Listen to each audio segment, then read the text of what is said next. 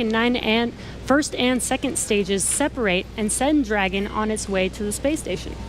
And once it gets on orbit, mission operators will prepare Dragon for on-orbit operations, where Dragon will execute a series of burns that are going to gradually raise its orbit to align more closely with the International Space Station.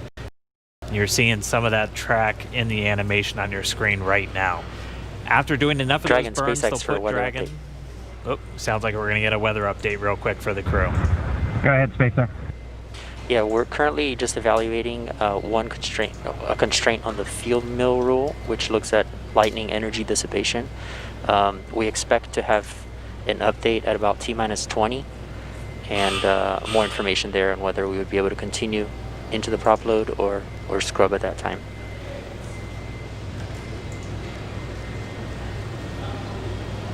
Okay, Jay, thanks for the update. We appreciate it. Copy. So I'll give you some more words in about 6 minutes.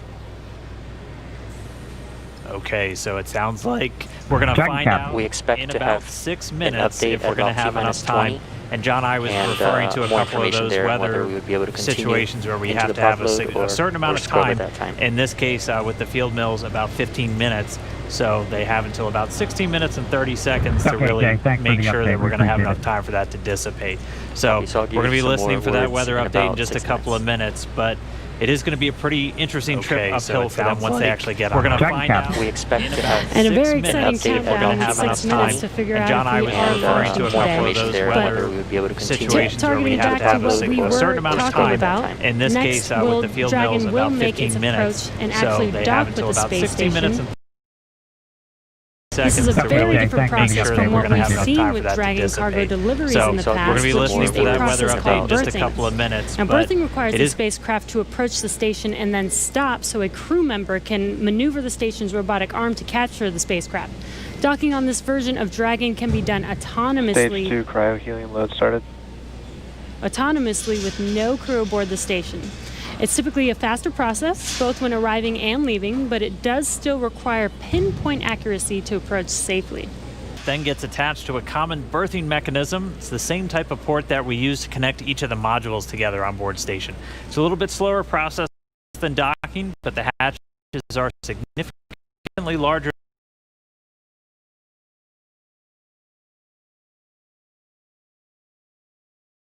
Docked before preparing to return home. Following successful completion of Dragon's test objectives and cargo loading operations, the crew will close out the cabin, perform final system checks, and configure the vehicle for undocking. Once the automated undocking sequence is complete, Dragon will complete 2 departure burns using its Draco engines, pushing it away from the space station. And then after Dragon departs the station, it's ready for its trip home. And that'll have deorbit entry and landing and a number of other operations. If you're looking at this animation originally in reverse, because that's kind of how it goes, but just a little bit quicker. All of the operations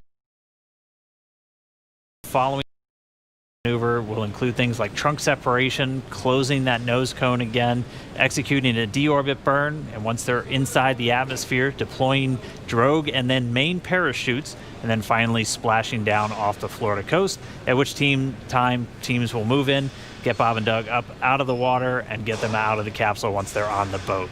So we have 4 minutes now until we get that next expected weather update. Let's go down now to the team at Kennedy. Murray? We are now T-minus 23 minutes and 48 seconds from the first launch of astronauts to the International Space Station from U.S. soil in 9 years. We're going to find out in less than 4 minutes if the weather looks good for that.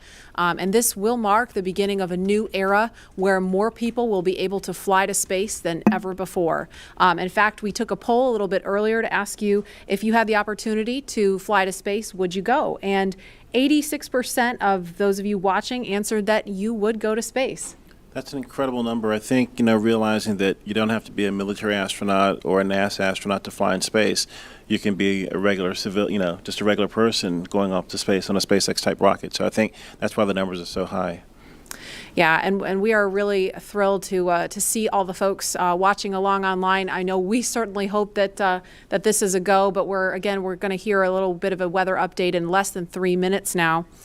And Leland, I know they're waiting for a weather update, and they've come, almost all the way down the count. What do you think Bob and Doug are thinking about right now? You know, we on 120 SES 129, we were having some weather problems, and I think we were getting close to the countdown, and then it seemed like the sky just cleared up right above our heads. We saw it, and we knew where we were going. And you know, we always know that you can have any types of delays, fuel prop delays, all kinds of things that can happen. But we've trained over and over and over again for these types of scenarios, and so we want to be safe. We want to be safe for our families, and we'll do this another day if it doesn't work with the weather. I love that John I always says weather. It's that thing that everybody talks about, but no one can do anything about it. I know. And it is this interesting thing of just, succumbing to Mother Earth. She's going to tell us if we can go or not today. Right. Yeah. Well, if it happens, I mean, look at it this way. Bob and Doug got one really great rehearsal in, right? It's always best to practice and practice and practice, yes. So again, we're less than 2 minutes now from that weather update that is going to go directly to Bob and Doug, and we will quiet down so we can listen in for that, because I know we can't wait to find out what that is. And those of you watching that have been following along, we are eagerly awaiting to hear whether the weather is going to be a showstopper today.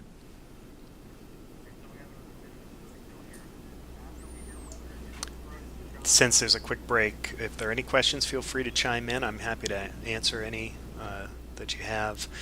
Monitoring the chat These clouds here. can seem really deceiving at times, right? You see the blue skies peeking through and you think everything's fine, but you just don't know. That's why we have those launch weather officers. Absolutely. And I know, we've talked about it before, but it's not just the weather in Florida that they're looking at. They've got to look at weather downrange. If they were to have an abort in flight and they needed to come down somewhere in the ocean, they need to consider what the weather's like out there, because recovery teams have to go out and get them in a situation like that. So there's so many variables, and that's why not just with this flight, but with every human space flight we've had in the past, there's always a very good chance of a scrub, because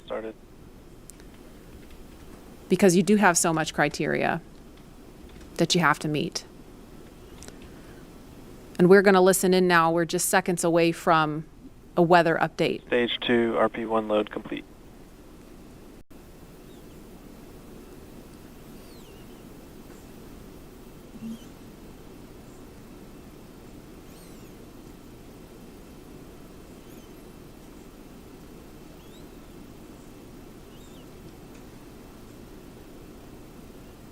That is liquid oxygen you see venting off the rocket. That's completely normal and expected. We're standing by for a weather update. Unless you can give us another 10 minutes, I don't think we're going to get there with the rules today. I'm going to give you 10 minutes.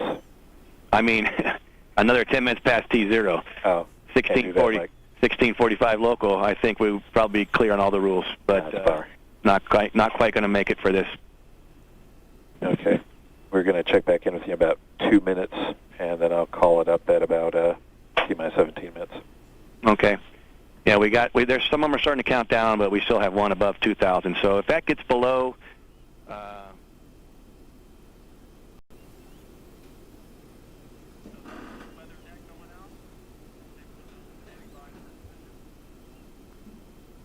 And that didn't sound great right there. That was the weather net going out, but we're still standing by for a final decision.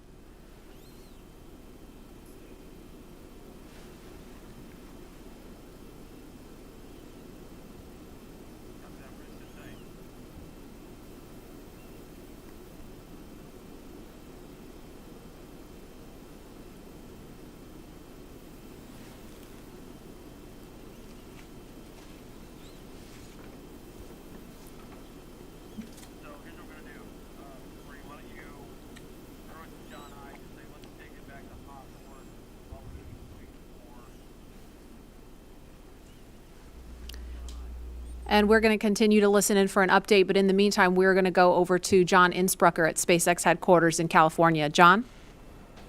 And Dragon SpaceX on weather. We're still T-minus 18 minutes and counting. LD is we are still red some on weather. Expect an update from LD. We're waiting in about another in minute for one final check with weather. We're going to check at Okay, T minus great, and copy. 17 minutes possibly. We don't really expect that things will have improved. The weather officer was not optimistic that the weather would clear up that rapidly.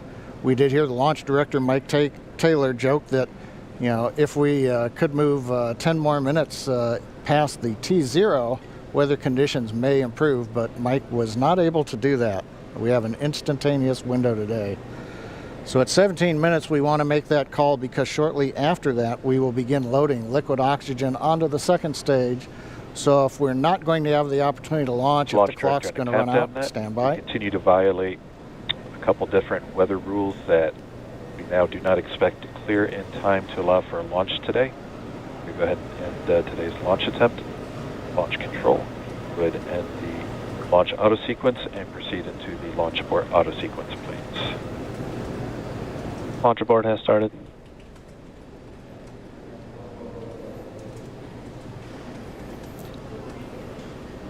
And Dragon Space